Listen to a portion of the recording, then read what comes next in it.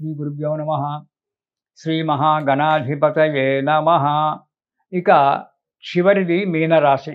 ఈ మీనరాశి వారికి ఈ నెలలో అధికమైనటువంటి ఒక శ్రమ. ఎంత కష్టపడ్డా కానీ పని కాకపోవడం. ఎంతో కష్టపడతారు పని గురించి, కానీ ఫలితం మాత్రం శూన్యం. కుటుంబపరమైనటువంటి ఒక వివాదాలు పెరిగిపోతుంటాయి. కోర్టు కేసుల్లో అపజయం కలగడానికి ఆస్కారం ఉంది. వ్యాపారంలో, వృత్తిలో కీలకమైనటువంటి ఒక మార్పులు జరగడం అనేటువంటి జరుగుతుంది.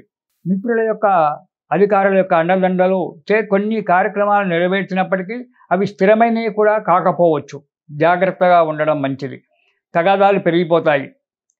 ప్రతి విషయంలో జాగ్రత్తగా అడుగు ముందుకు వేయడం అనేటువంటిది ఈ మీనరాశి వారు చేయవలసింది.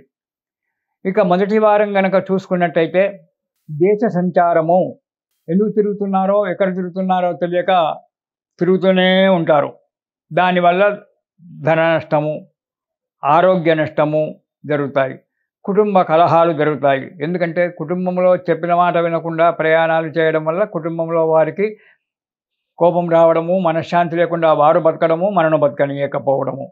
కార్య విఘ్నత వలన కోపం పెరిగిపోతుంది. ఏ కార్యమైతే చేపట్టారో ఆ కార్యంలో విఘ్నం ఏర్పడడం వల్ల ఇబ్బందులు ఏర్పడతాయి. ఇక రెండవ వారం యత్న కార్య భంగము. ఏ కార్యక్రమం అయితే మీరు చేపట్టినారో ఆ కార్యక్రమంలో విఘ్నం కలగడం అనేటువంటిది ఉంటుంది. అనవసరమైనటువంటి ఒక ప్రయాణాలు చేయడం అనేటువంటిది ఉంటుంది. కార్యముల యందు ఉత్సాహం లేకపోదు. ఇలా పని చేస్తే ఏమి పని కాలేదు, ఈ పని చేస్తే మాత్రం శుభం జరుగుతుందా అనేటువంటి ఒక నిరుత్సాహ స్థితి ఏర్పడడానికి ఆస్కారం ఉంది.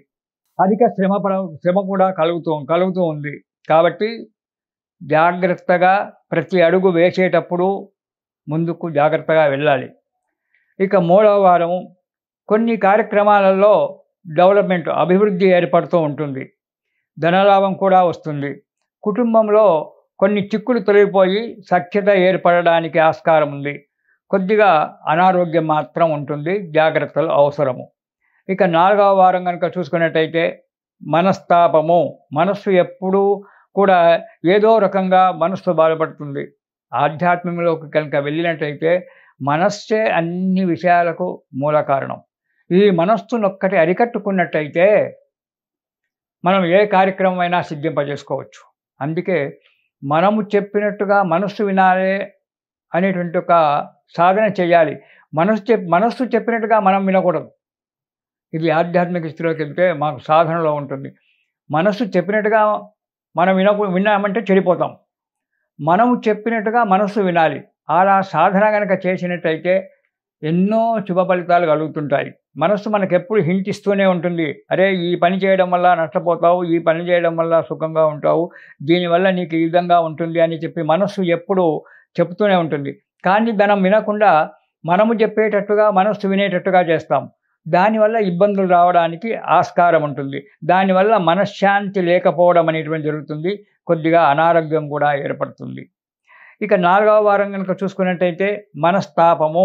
ఎప్పుడు కూడా డబ్బులు ఖర్చయినాయి, ఆదాయం లేదు అని చెప్పి చిర్రు బుర్రులాడము, మనశ్శాంతి లేకుండా బతకడము, మీరు అలాగే ఉండడము, మీ కుటుంబ సభ్యులను కూడా మనశ్శాంతికి దూరం చేయడం అనేటువంటి జరుగుతూ ఉంటుంది. అనుకోని సంఘటనలు కొన్ని ఏర్పడడానికి ఆస్కారం ఉంది. ఆదాయం ఉన్నప్పటికీ ఖర్చులు పెరిగిపోతూ ఉంటాయి. దానివల్ల మీకు కోపం వస్తుంది. అనవసరమైన ఖర్చులు కావడం వల్ల ఇక్కడెక్కడో తిరుగుతుంటారు.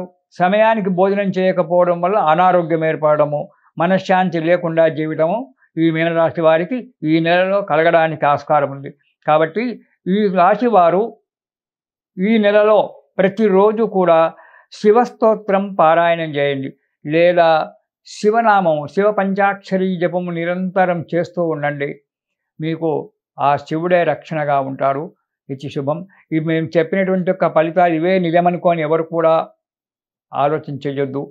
మీ జాతకాన్ని వెరిఫికేషన్ దగ్గరలో ఉన్నటువంటి ఒక పండితుని దగ్గరికి వెళ్ళి మీ జాతకం చూసుకుంటే అందులో గ్రహాల పొజిషన్ మంచిగా ఉంటే, లేదా దశలు అంతర్దశలు మంచిగా ఉంటే మేము చెప్పినటువంటి యొక్క ఫలితాలు కొన్ని జరగకపోవచ్చు, కొన్ని చెప్పిన దానికంటే కూడా ఎక్కువగా జరగడానికి కూడా ఆస్కారం ఉంటుంది.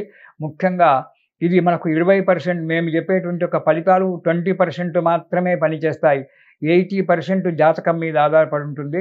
కాబట్టి చెప్పిన ఫలితాలు మనసులో పెట్టుకొని బాధపడకుండా జాతకాలను వెరిఫికేషన్ చేసుకొని జాగ్రత్తగా వాళ్ళు పండితులు చెప్పినట్టు విధంలో మీరు కనుక ముందు కడిగేసినట్లయితే సుఖంగా ఉంటుంది. నేను చెప్పినటువంటి ఈ స్తోత్రాలు ప్రతిరోజు కూడా మీరు పారాయణం చేసినట్టయితే చీకు చింత లేకుండా సుఖంగా బ్రతకొచ్చు. ఇది శుభం. మళ్ళీ మనం నవంబర్ నెలలో కలుసుకుందాము. సర్వేషాం సమస్త సన్మంగళాని భవంతు.